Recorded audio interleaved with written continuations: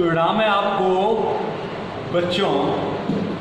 मैं डॉक्टर प्रशांत कुमार मिश्रा यहाँ पर आज आपको हिंदी का जो मैं पिछले टॉपिक में आपको बता रहा था कि हमको अगर दूसरी भाषाएं अगर हम सीखना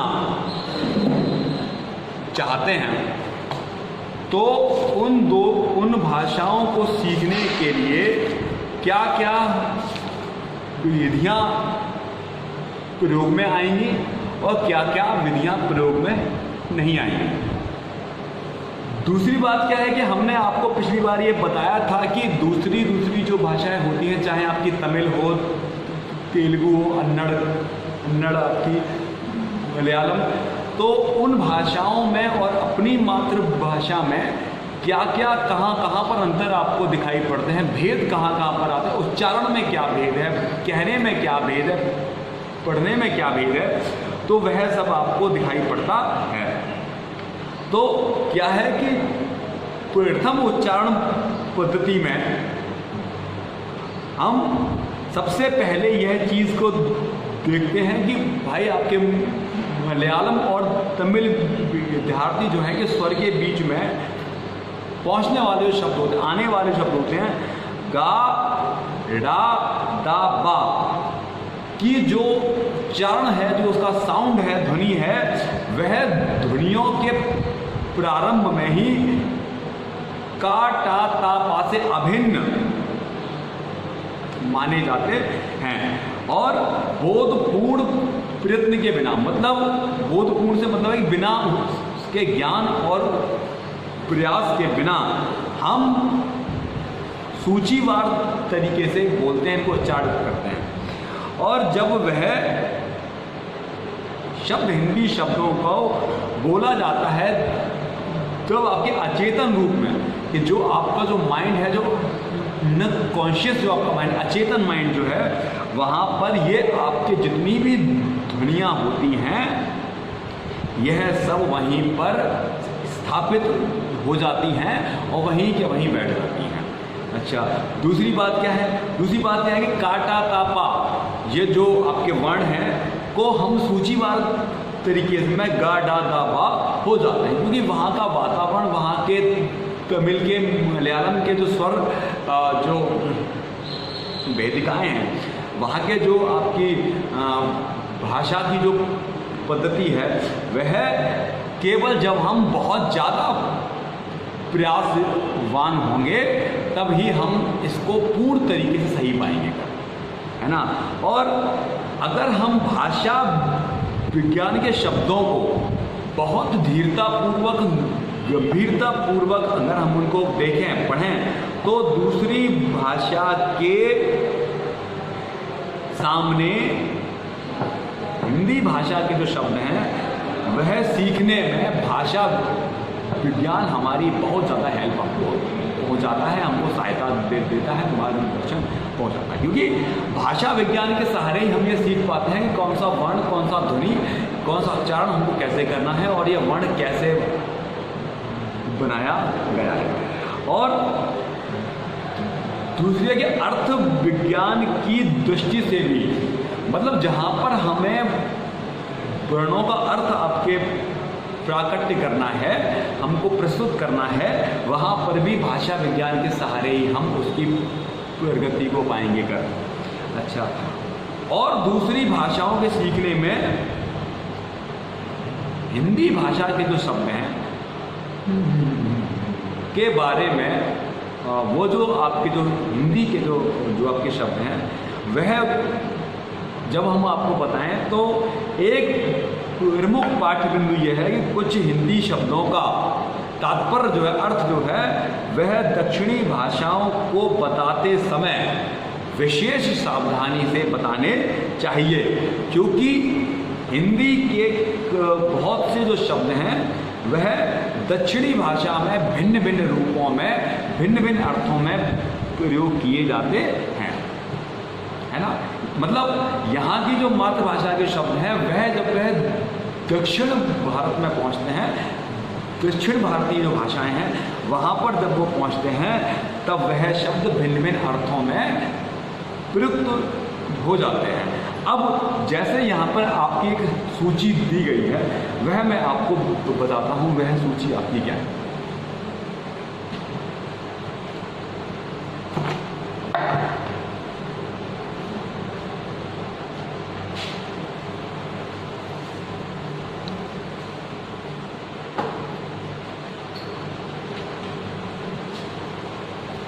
यहां पर हम डालते हैं पहली हेडिंग आपकी शब्द, है ना।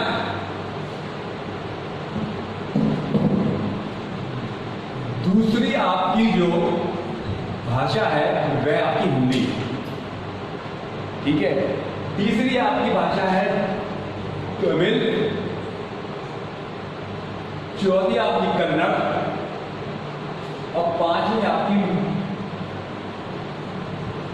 मलयालम।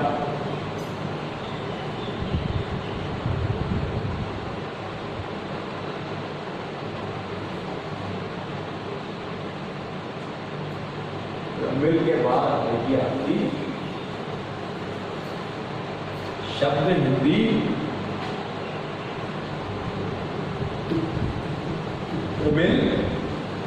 तमिल के बाद आपकी है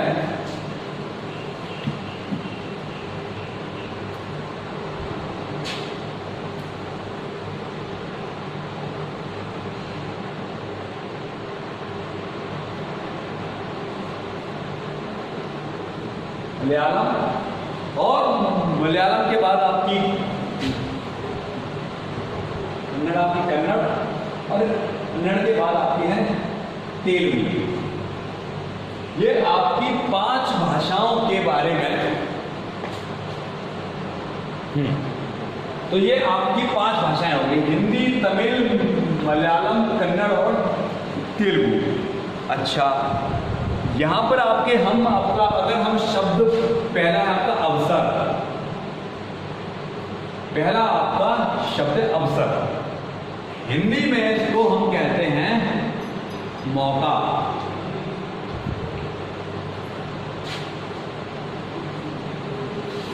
तमिल में आपके इसको कहते हैं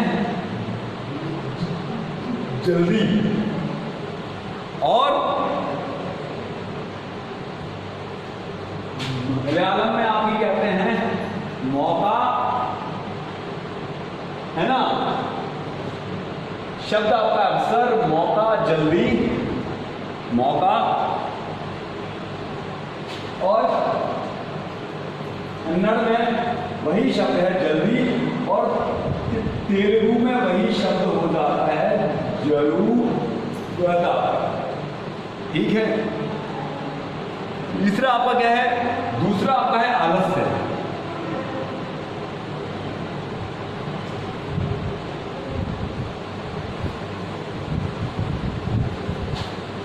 हिंदी में आपका सुस्ती, और तमिल में ये जल्दी ही कहा जाता है, ठीक है। और मलयालम में आपकी सुस्ती, कन्नड़ में आपकी बीमारी, और तेलुगु आपकी विलंब।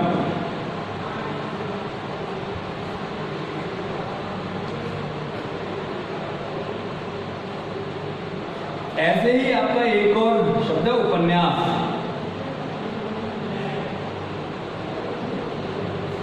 हिंदी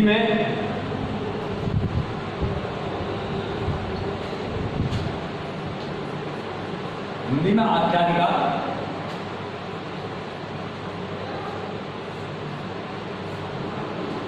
तमिल में इसको हम भाषण, और मलयालम आपका निबंध,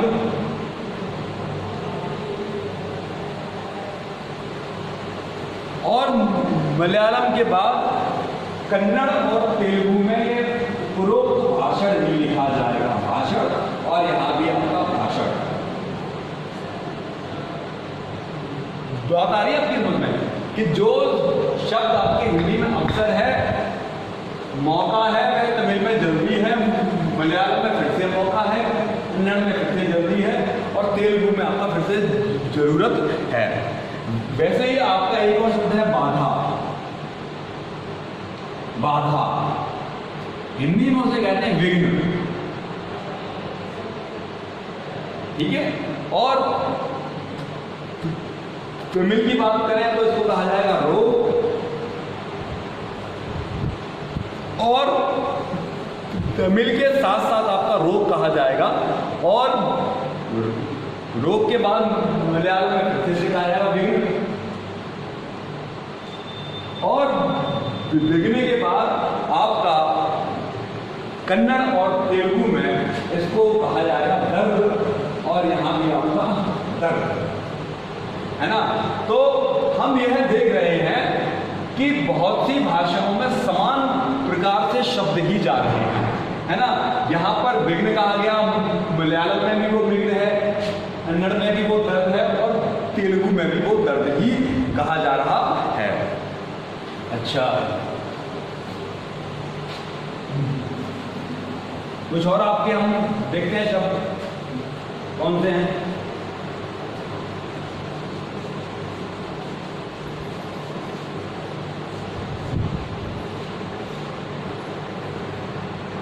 यहां पर आपका शब्द आपका शिक्षा, जो आप लोग पा रहे हो, है ना। हिंदी में से विद्या, और तमिल में से सजा, मलयालम में भी आपकी सजा, और कन्नड़ में भी आपकी सजा, और तेलुगु में भी आपकी सजा। यहां पर आपने देखा कि यहां पर विद्या है, बाकी चारों भाषाओं में एक ही शब्द को प्रयोग किया गया है। अच्छा, एक और आपका है शब्द आपका संसार,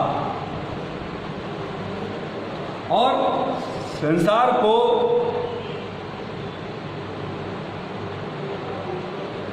यहां पर आपके हिंदी में से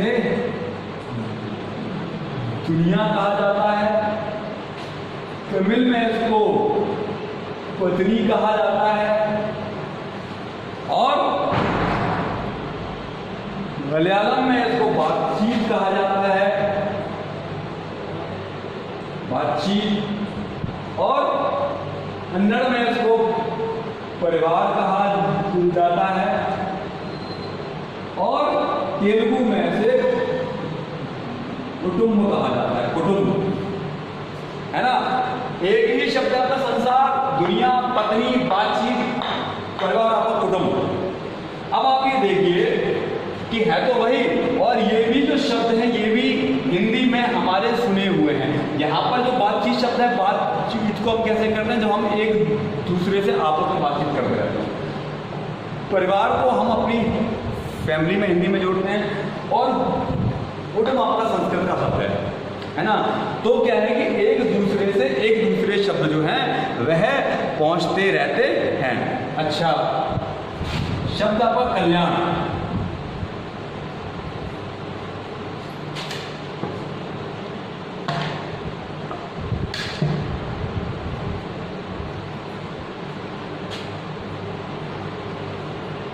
हिंदी में आपका भलाई,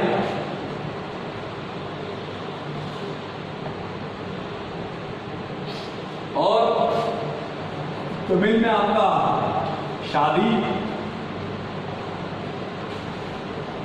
और मलयालम में आपका शादी, और कन्नड़ और तेलुगु में शुभ, और फिर से शुभ।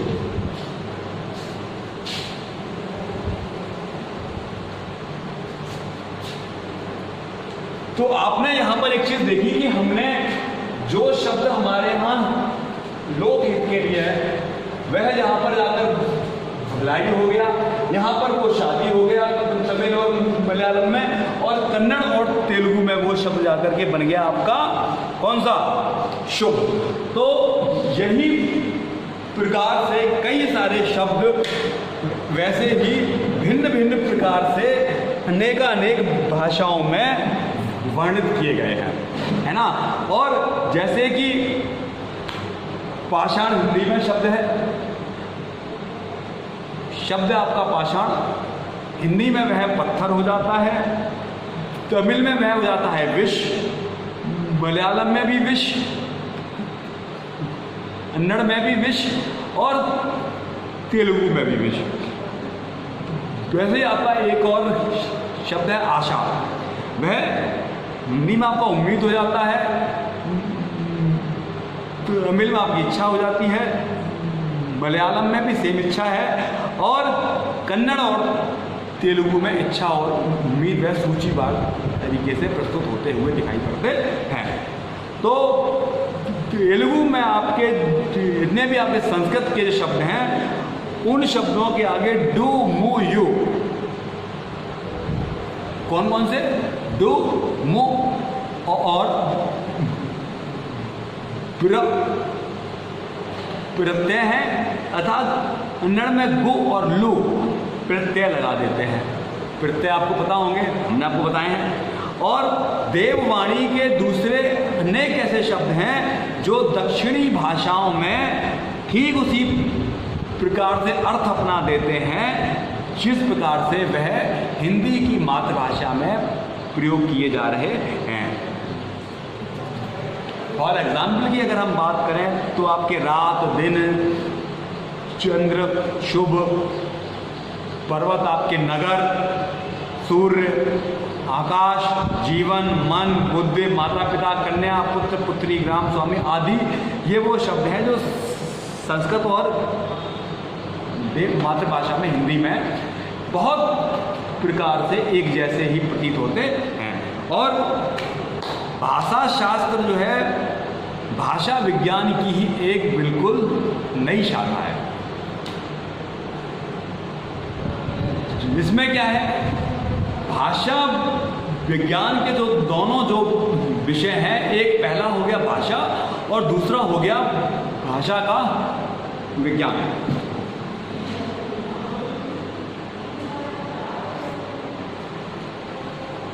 तो सबसे बड़ी बात है कि हिंदी भाषा को सीखने के लिए सबसे ज़्यादा जो चीज़ ज़रूरत पड़ती है वह है भाषा का विज्ञान। हमको जब तक भाषा का विज्ञान ही नहीं पता होगा, just we don't know the language science, we don't know that is the mother tongue, कि अगर हमें मातृभाषा भाषा विज्ञान का अगर हमें ज्ञान नहीं होगा तो हम मातृभाषा पर उतना साधिकार प्रस्तुत नहीं पाएंगे कर जितना कि साधिकार हमको भाषा पर अपना प्रस्तुत करना है। और दूसरी बात यह है कि जो आपका अध्यापक भाषा विज्ञान का जो परिधि है, जो वर्ग है, अगर वह उससे परिचित है तो वह अपने अध्यापन कार्य को बिल्कुल सही प्रकार से बच्चों को प्रस्तुत करके देगा। और प्रत्येक भाषा की अपनी ही एक प्रकृति होती है, चाहे वह आपका साउंड के रूप में हो, चाहे वह आपका शब्द के रूप में हो, या फिर वह जो भी आपका शब्द है, वह जो तात्पर्य आपका दे रहा है, यह तीनों ही बातें, उसका साउंड, उसका इफेक्ट, उसका उच्चारण और कहा जाएगा कि उसका तात्पर्य यानी उसका भाव, और ये तीनों ही बातें भाषा विज्ञान के लिए और किसी भी भाषा शास्त्र के लिए बहुत ज़्यादा महत्वपूर्ण हैं। परंतु क्या है कि हमको यह भी जानना है कि भाषा विज्ञान की अपनी अपनी एक सीमाएं होती हैं। जैसे जैसे हमारा मौसम, वातावरण, देशकाल बदलता है, सीमाएं बदलती हैं, भाषा के जो बोलने के शब्द होते हैं वह भी रोज ही बदलते जाते हैं। या यहाँ पर हमने आपकी सूची बनाई है, आप इसको देख सकते हैं कि सभी भाषाएं हैं, लेकिन एक दूसरे की भाषा में वही शब्द भिन्न भिन्न अर्थों में प्रयुक्त किए गए हैं। जो शब्द यहाँ पर पत्नी, भार्या के लिए प्रयोग किया जाता है, अपनी जीवन संगिनी के लिए प्रयोग किया जाता है, वह शब्द आपका पत्नी जो है हिंदी में आपके संसार के लिए, दुनिया के लिए, और तमिल में यह शब्द आपके संसार के लिए प्रयुक्त किया जाता है। मतलब तमिल में लोग अगर आपको पत्नी कहते हुए दिखाई पड़े तो आपको समझ जाना है कि ये आपके संसार की बातें कर रहे हैं, न कि अपनी पत्नी की बातें। तो आज हम आपको ये बताएं, और सबसे बड़ी बात है कि भाषा को सीखने के लिए और भाषा को जानने के लिए सबसे मुख्य बिंदु है अभ्यास। हम जितना ज़्यादा भाषा के वर्ण शब्दों को सीखते जाएंगे, भाषा का स्तर हमारा उतना ही स्ट्रॉन्ग, मजबूत और बलशाली होता जाएगा। और केवल भाषा का जो वैज्ञानिक पक्ष है, हमको जब भी समय मिले तो भाषा के वैज्ञानिक पक्ष पर ही हमें बात करनी चाहिए, और भाषा के वही वाले आपके स्वरूप को पहचानना भी चाहिए, है ना। तो आज हम आपको ये जो था आपका